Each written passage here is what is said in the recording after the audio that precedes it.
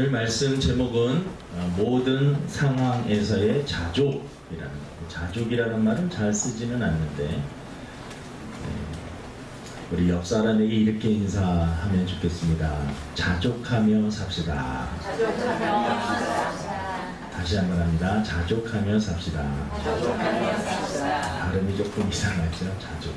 근데 스스로 만족한다라고 하는, 스스로 넉넉함을 인정을 하고 거기에 기뻐하고 감사하면서 살 수 있는 그러한 상태.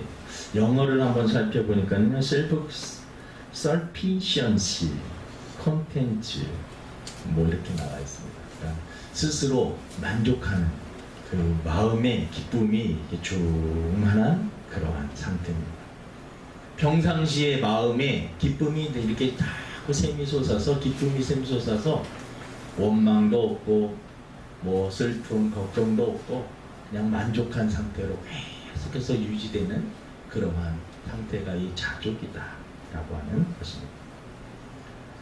우리 성도들이 일상을 살면서 가만히 있고 어떤 일을 할 때도 늘 마음에 기쁨이 막 샘솟아서, 환란이 있고 위기 가운데서도 어떤 것만을 생각을 하면 막 기쁨이 넘쳐서 그냥 마음의 기쁨과 감사 그리고 평강이 충만해서 마음이 요동하지 않고 흔들리지 않는 그러한 상태가 바로 이 자족이라고 하는 상태입니다. 자족이라는 상태를 이렇게 단어를 묵상해 보니까 사실은 이 성령 충만이라고 하는 단어와 연결이 됩니다. 성령의 온전히 충만함을 입었을 때 그 마음속에요, 어떠한 마음이 있냐면 기쁨이 충만하고, 성령 충만하게 되면 감사가 먼저 나오게 됩니다. 그리고 마음이 막 환경 때문에 요동하지 않고요, 늘 평안함을 유지하게 됩니다. 또 성령 충만함의 특징은 사랑이죠. 사랑. 하나님을 사랑하게 되고 사람들을 사랑하게 됩니다. 그러니까 자족이라는 말은 성령 충만과 연결이 되고, 성령 충만한 사람은 건강한 사람입니다. 영적으로 건강한 사람. 그러니까 영적으로 건강한 사람은 점검을 해볼 수가 있는데, 첫 번째는 내 마음에 기쁨이 있느냐. 아침에 눈을 떴을 때 기쁨이 있느냐. 오늘 또 하루 시작되는구나. 지겨워 죽겠네. 이거는 기쁨이 아니죠. 하루를 시작할 때 기쁨으로 시작하는가. 눈을 딱 떴는데 하나님께서 너무 건강 주신 거 감사합니다. 감사가 막 있습니다. 어떤 일을 할 때도 감사가 있습니다. 그리고 막 세상에 막 이런 큰일 저런 일 항상 우리 있잖아요. 나라적으로, 가정적으로, 교회적으로, 개인적으로, 사업적으로, 학교에서 생각지도 않고 나는 평안하게 가기로 원하는데 이리 건들고 저리 건드는 수많은 사건들인데, 그 안에서도 평안을 유지하면서 다가오는 문제들을 하나하나 해결해가면서 나갈 수 있는 나의 마음 평안의 상태가 유지되느냐. 오늘 성경에 보니까는요, 이 모든 상황에서 나는 자족하는 법을 터득한 사람이 있습니다. 바울이라고 하는 그러한 사람. 지난주에도 바울에 대해서 설교를 하고 이어서 하는 건데, 이 바울이라는 사람을 우리가 성경을 통해서 좀 알아야 돼요. 다음 주일날 오후 예배 때 우리 바울이라고 하는 영화를 상영하려고 합니다. 이 관람하고, 바울이라는 사람이 예수님을 만나기 전에 그러한 어떠한 사람이었는가, 바울을 다메섹 도상이 예수님을 다메섹 도상에서 만나고 난 이후에 바울의 그 변화, 그리고 선교 이렇게 다 다니면서, 오늘 이 빌립보서도 막 전도하고 다니다가 감옥 안에서 빌립보 교인들에게 편지를 쓰는 그러한 내용이거든. 그러니까 바울의 일생을 이렇게 보면은요, 예수님을 영접하고 성령 충만을 유지하면서 자기의 사명을 감당하면서 그 어려운 역경 속에서도 그 마음의 상태가 늘 자족하는, 늘 마음에 생수의 강이 마음속에 계속해서 펑펑펑 넘쳐가지고요, 환경에 따라서 그렇게 흔들리지 않아요. 어떤 분이 그런 말씀하시네요. 어떤 의사 선생님이 그런 말씀을 하시는데 이게 정석인지는 모르겠습니다. 농담으로 하신 말씀인지. 암에 걸리지 않는 사람이 있대요. 암에 걸리지 않는. 어떤 사람이 암에 안 걸리느냐? 미친 사람은 암에 걸리지. 아무런 걱정 근심이 없는. 항상 막 웃고 막 다니는 사람들 있잖아요. 그냥 항상 혼자서 그 상상 속에서 태어나서부터 늘 막 기뻐하고 늘 좋아하고 하하하 웃고 막. 이 사람이 미치지 않고 정말 기쁨을 유지하면서 살 수 있는 그러한 정상인이면서 자족함을 누리면서 살 수 있는 그러한 방법. 이 바울이 그 비결을 깨달았다라고 오늘 성경에 말씀을 하고 있습니다. 근데 그 비결은 답이 나와 있어요. 우리가 잘 알고 있는 말씀입니다. 빌립보서 4장 13절입니다. 우리 4장 13절 우리 한번 읽어보겠습니다. 시작. 내게 능력 주시는 자 안에서 내가 모든 것을 할 수 있느니라. 그러니까 바울이 나는 비천에 처할 줄도 알고 풍부에 처할 줄도 알아 모든 일 곧 배부름과 배고픔과 풍부와 궁핍에도 처할 줄 아는 일체의 비결을 배웠다 라고 말씀을 하면서 그 방법이 무엇이냐? 그 비결, 모든 상황에서 내가 자족할 수 있는 그러한 방법, 그 근본 뿌리, 그 답은 바로 예수님이다. 내게 능력 주시는 분이 계신데 그분이 바로 나와 함께 하신다라고 하는 이 확신이 이 바울에게 계속해서 만족과 기쁨을 주었다라는 것입니다. 여러분, 이 가난이라는 거 여러분 아십니까? 가난. 여기서 가난을 경험해 보신 분들도 계시고 또 가난에 대해서 잘 모르시는 분. 난 태어났는데 부모님이 너무 잘 사셔갖고 어릴 적부터 원하는 거 다 배우고 싶은 거 다 배우고 그렇게 정말 좋게 자라신 분들도 있고 갖고 싶지만 돈이 없어서 하지 못했던 그러한 또 어려움 속에서 가난을 경험하신 분들도 또 가난에 대한 기준이 좀 다 다르기 때문에 저도 가난에 대해서 조금 경험을 해보았습니다. 내가 가난에 대해 이게 좀 가난이구나 라고 생각을 했던 적이 있었는데 고등학교 때 보니까 고등학교 때 수학여행을 가잖아요.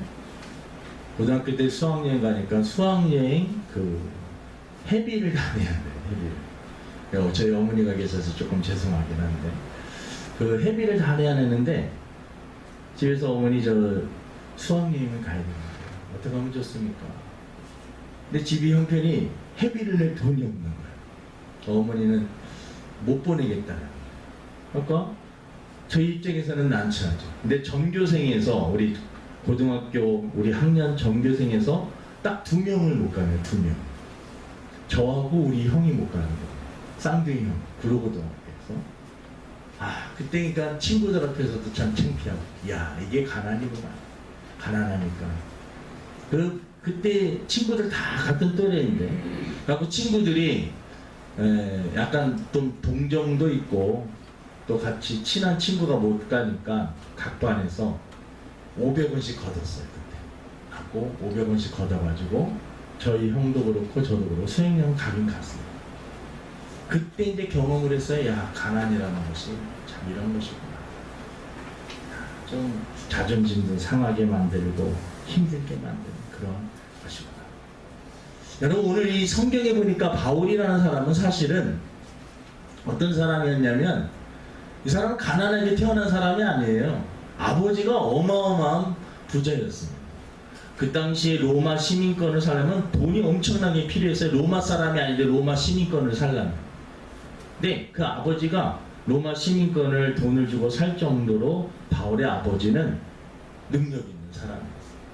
그리고 그 당시에 대학자 가말리엘이라고 하는 대학자 밑에서 공부를 시켰던 최고의, 지금으로 말하면 금수저, 완전 그러한 가장 잘 살고 좋은 환경에서 자란 사람이 바로 이 바울이라고 하는 그러한 사람입니다.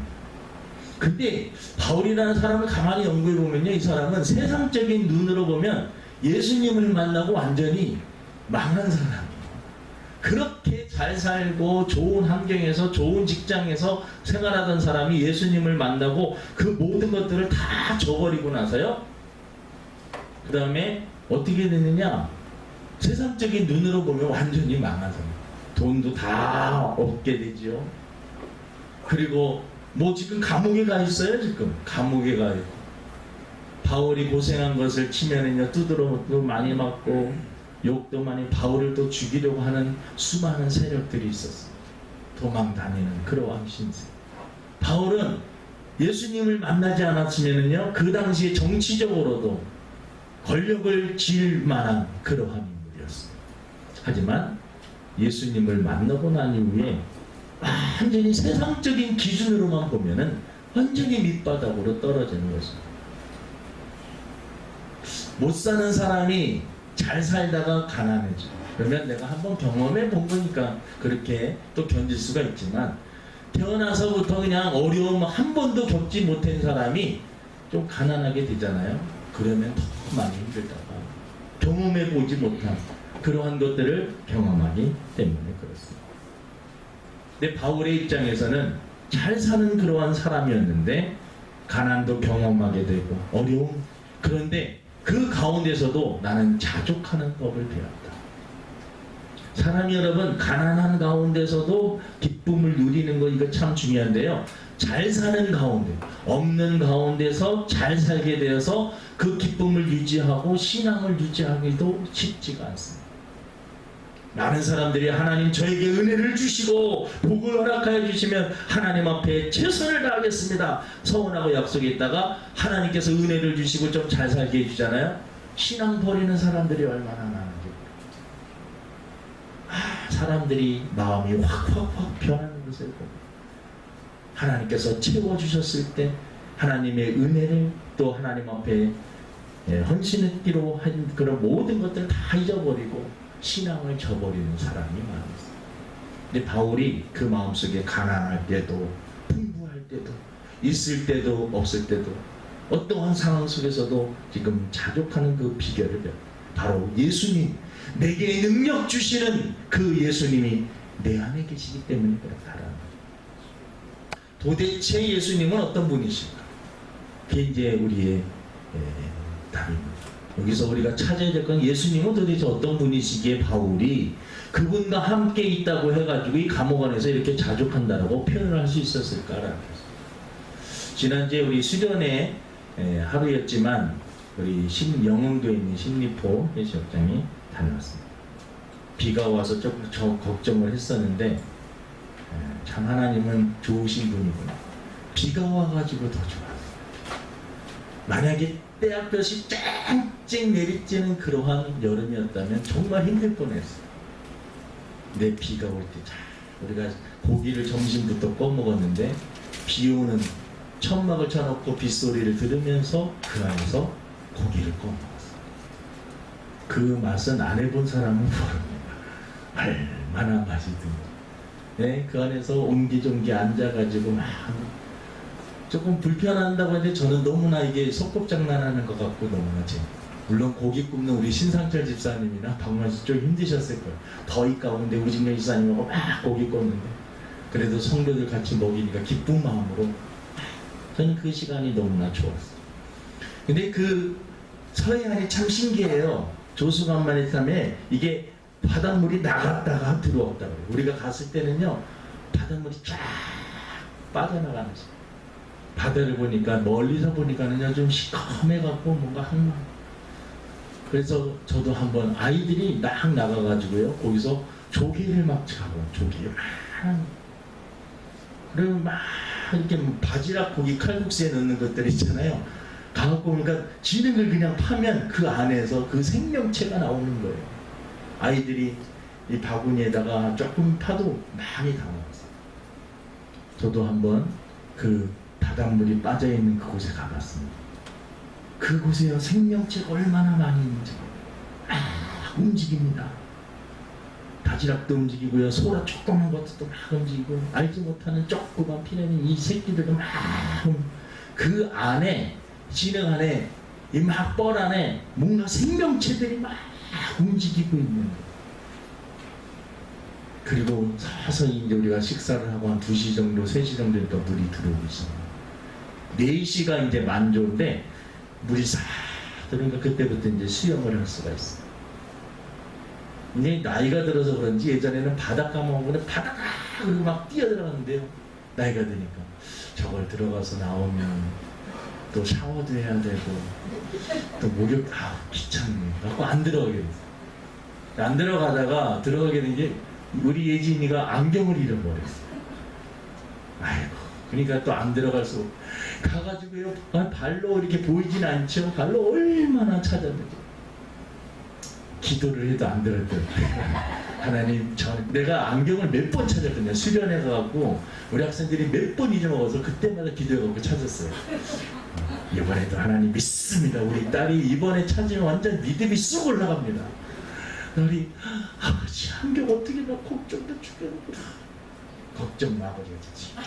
내가 막 해도 안 돼. 우리 아들까지 동원해갖고 샅샅이 다 뒤졌어. 근데 안 돼. 하나님이 요즘에 신앙이 제가 떨어져서 그런가 보면 안경을 더 안 찾게 해주셨는지. 근데 더 좋은 안경으로 또 이렇게 했긴 했는데, 뭔 얘기를 하려고 그러냐면, 그때 바닷물이 싹 들어오고요, 멀리서 바닷가를 바라보는데 거기가 대한항공 그 비행기 뜨는 데가 보여요. 거기 가보니까 실미도도 있고 뭐 인천대교도 보이고 다 그쪽이에요. 비행기가 멀리서 뜨는데 쫙 뜨는데 잘 안 보이는데 장난감 같은 비행기가 다 떠고, 그게 계속해서 막 한 10분, 15분, 20분 간격으로 계속 비행기가 떠요. 비행기가 얼마나 내면 조금 그 하늘의 강경에서 다 봤어요.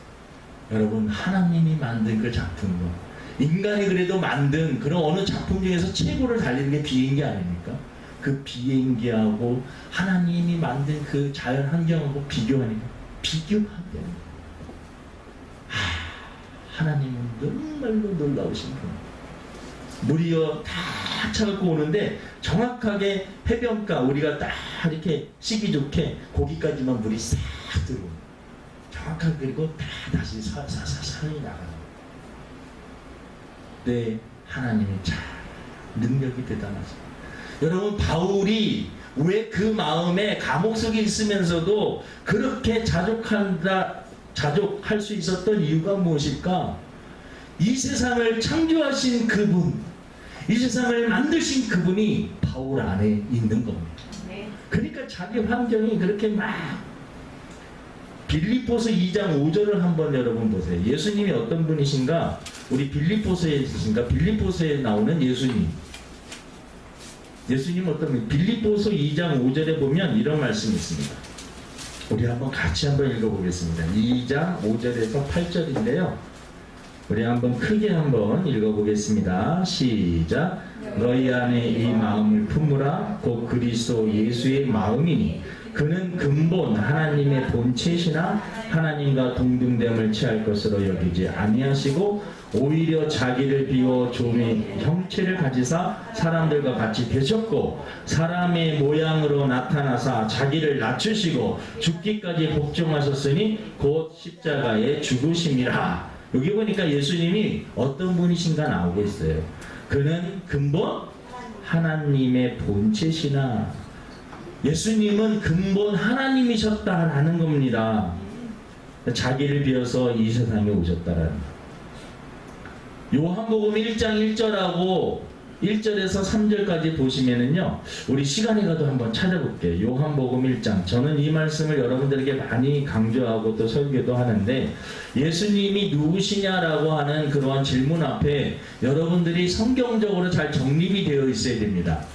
요한복음 1장 1절 에서 3절까지 한번 읽어보겠습니다. 시작. 태초에 말씀이 계시니라. 이 말씀이 하나님과 함께 계셨으니 이 말씀은 곧 하나님이시라. 그가 태초에 하나님과 함께 계셨고 만물이 그로 말미암아 지은 바 되었으니 지은 것이 하나도 그가 없이는 된 것이 없는 예수님이신 예수님이다라고 말씀하냐면 여기 나와 있어요. 태초에 말씀이 계시니라 이 말씀이 하나님과 함께 계셨으니 이 말씀 곧 하나님이시니.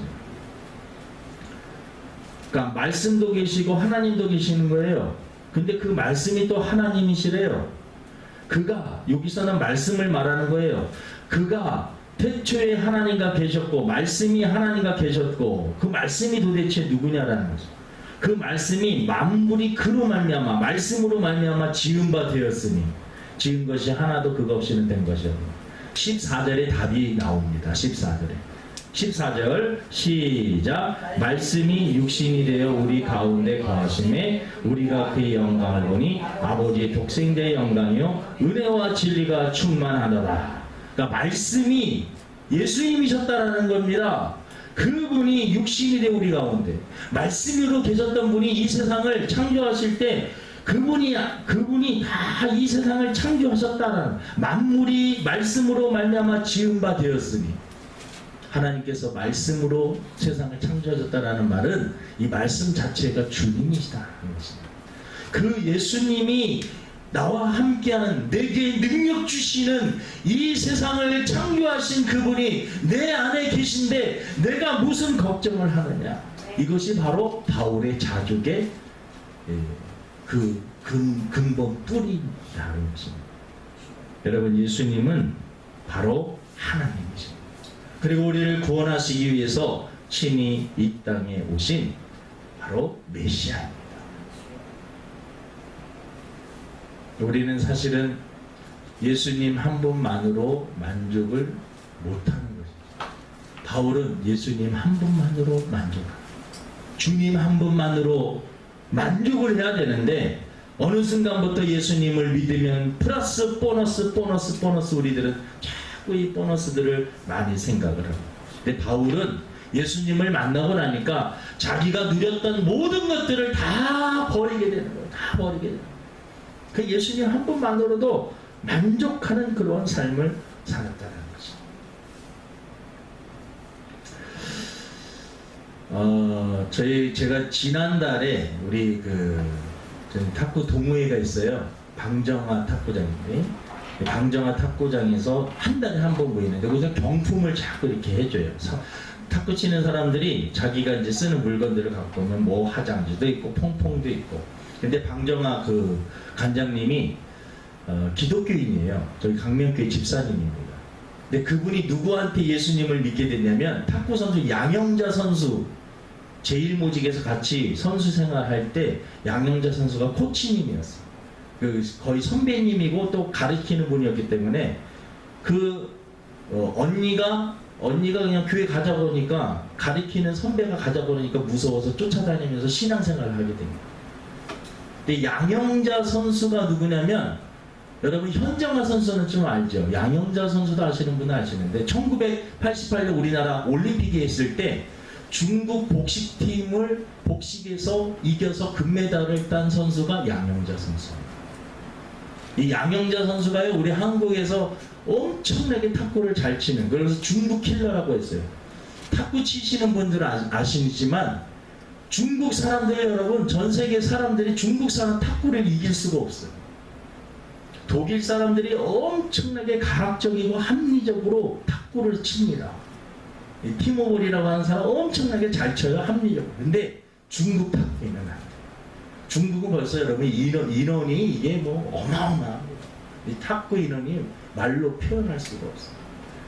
근데 우리나라 양영자 선수 또 현정아 선수 그래 이런 선수들이 이긴 거예요. 근데 양정아 선수에 대해서 양영자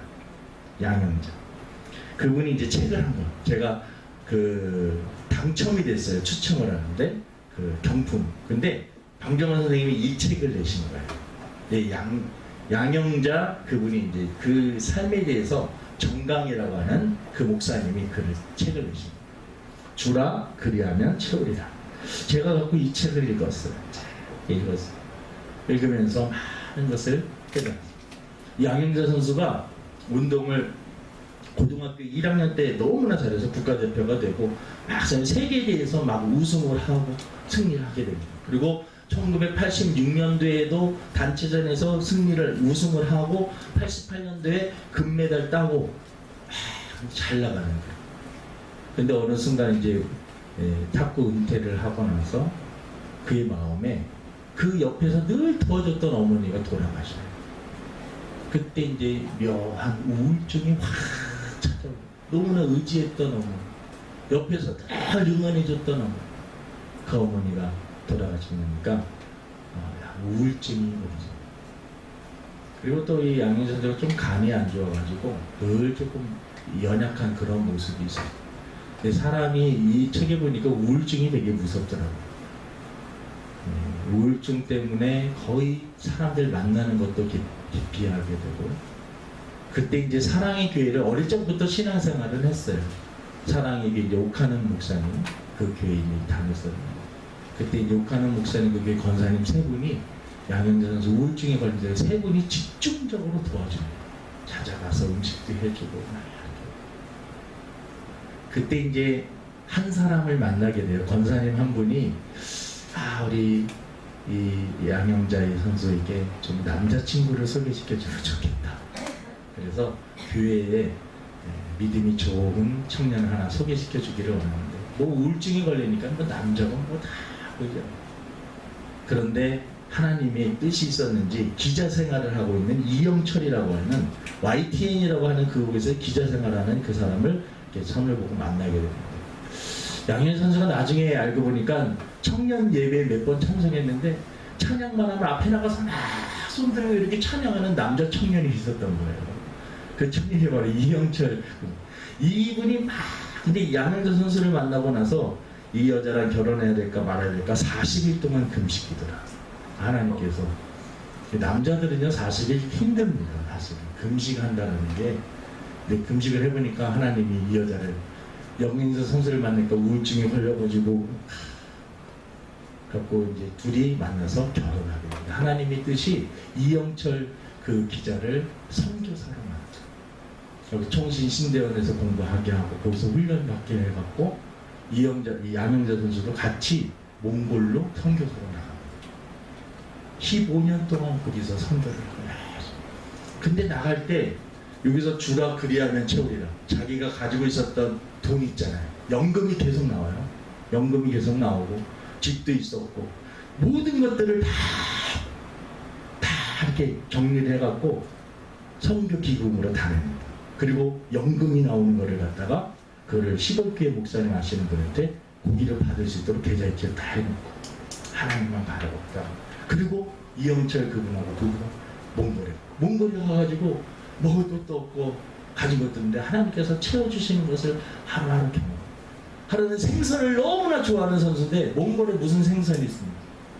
어떤 아는 분이 사장님이 이렇게 그 소식을 듣고 2박스를 갖다가 생선을 보내주는데 그걸 먹으면서 막 눈물을 흘리는 그런 장면들이 나옵니다.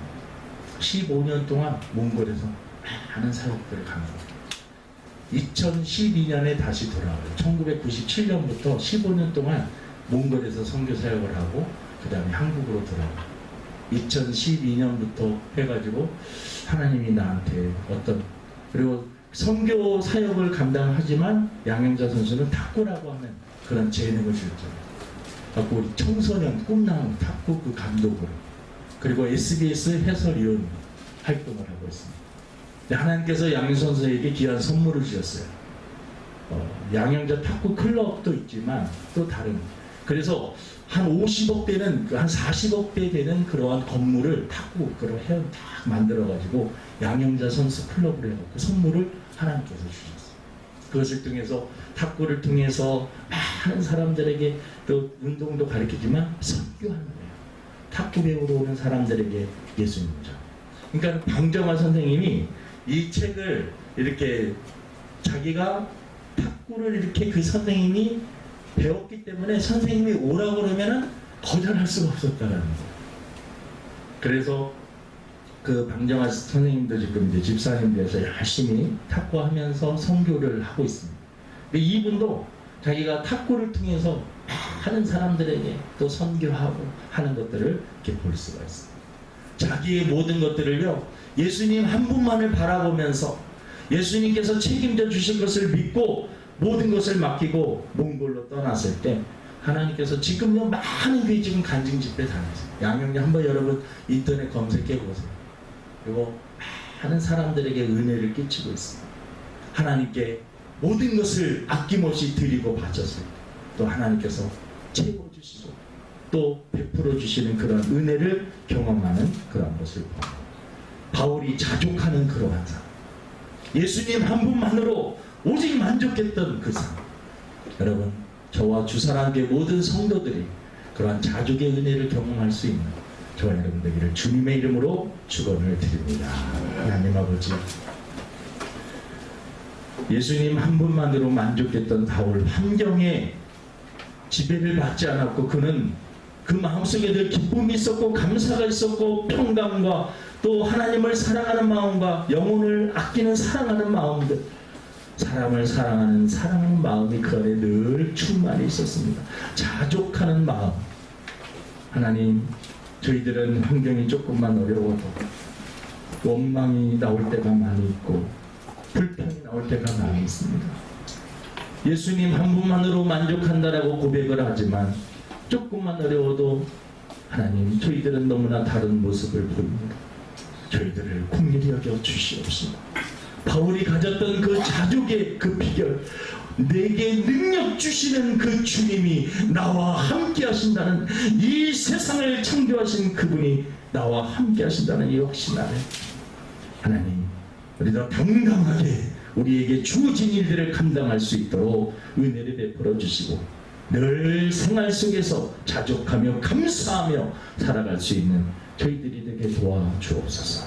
감사하며 예수님의 이름으로 기도드립니다. 찬송가 435장입니다.